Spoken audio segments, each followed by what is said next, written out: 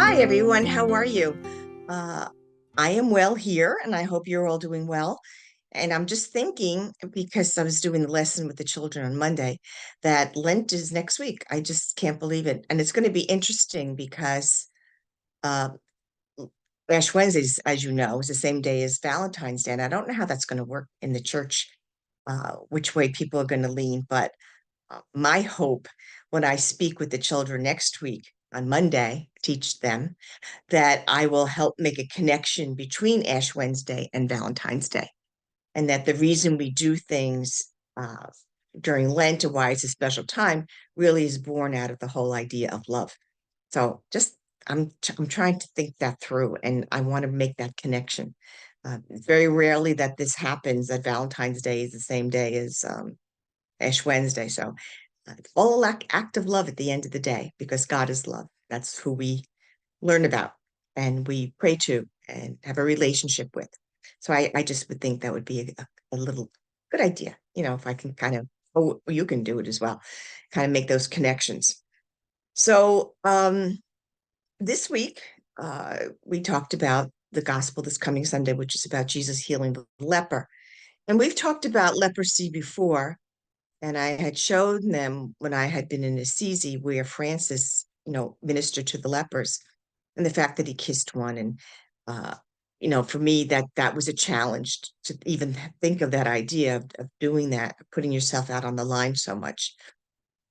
And the reason is, and I was explaining to them that lepers of those days were people like we think of today too, who aren't only ill, but who feel separated from the community. And I think the separation from community is so painful unto itself that uh, it's something we need to really keep aware of, that people keep in contact somehow, that the community continues to reach out to those. We talked a little bit about compassion. I really want to get into that more with them, um, what that means. They're still young, but I want to talk about that more with them. Interesting because this week I said to them, why don't you teach me the lesson? And they love that when they do this. So they're 12 now. It was their birthday. So we had a big 3-day bash. I saw them a lot. But when they do that, when I kind of give them permission or invite them to do that, they get so excited about it. And I see, and this is something I think we as church need to talk about in teaching others or catechizing others, that you have to get people or children, whoever we're catechizing, any kind of disciple, whatever age, into a sense of feeling confident that they know. I know myself in dealing with adults many times that they don't feel confident in the knowledge of the faith or what they're doing is right or wrong or whatever you want to call it. And I think we need to educate adults as well, but no one should feel separated from. They don't want you to feel like a leper in their church. And I think we need, as a community, as a church body, faith community, to reach out to those who might feel that. We started doing that in my parish this week, started teaching mini courses on foundations in faith because we were finding that so many people don't know.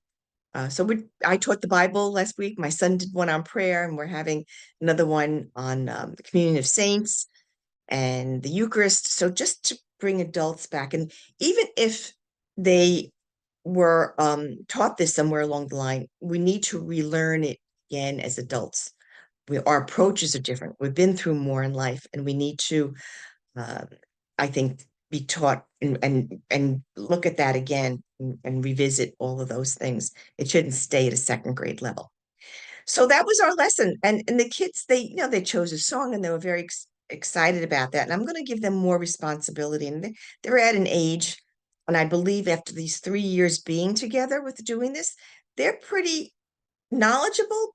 But again, that confidence, that sense of uh, ownership. And isn't that what we're supposed to be doing with our faith at the end of the day? Is to feel like this is mine and I'm finding my way through it. I would like to discuss with them, and I realized this week too, and I came across, and the reason I'm saying this, I came across an old meditative prayer that I used to use years ago with my daughter's group. I was the catechist, and it's God listening to people praying, children praying.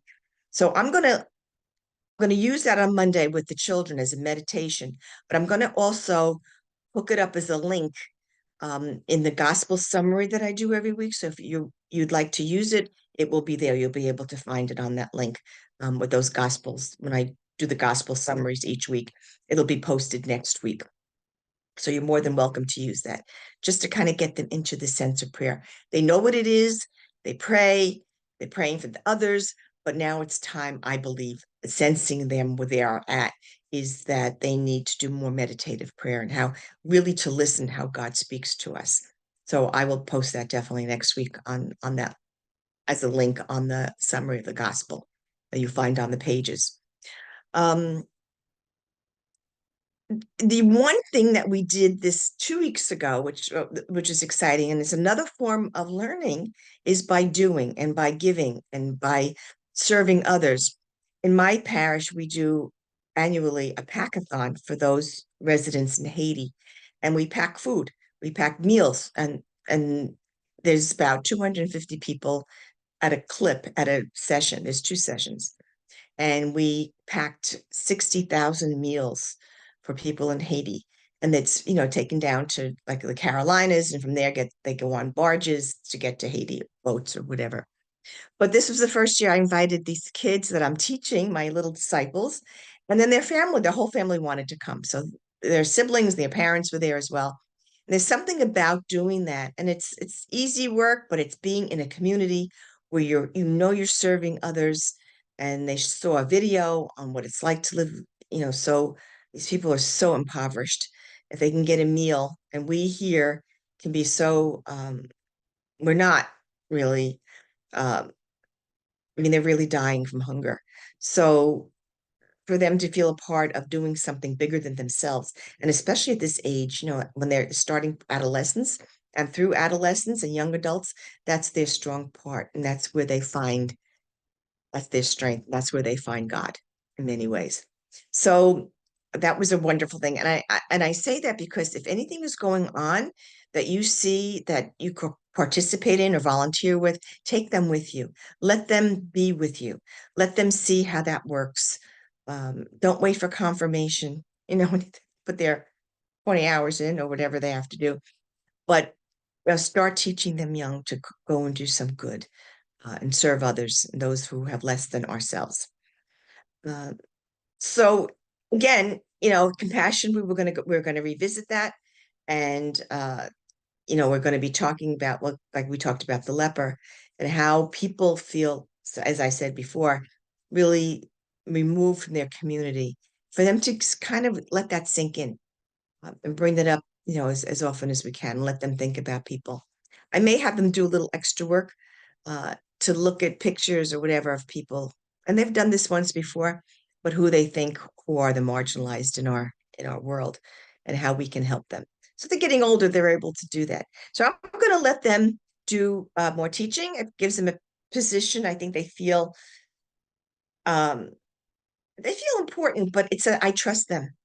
And that I don't even want to say the word empowered. I trust them to do that. And I do. And there's something that happens in that dynamic where they feel more, confident again, that they know things about their faith tradition and know facts about their faith tradition, just through the Gospels. So that was our week this week. As I said, we're going to focus a little more on prayer this coming week. I invite you to use that meditation as well. And I do hope you have a good week. Last Sunday in ordinary time, and then we're going to be hitting Lent and Ash Wednesday on next Wednesday. So until next week, take care. God bless. Be well.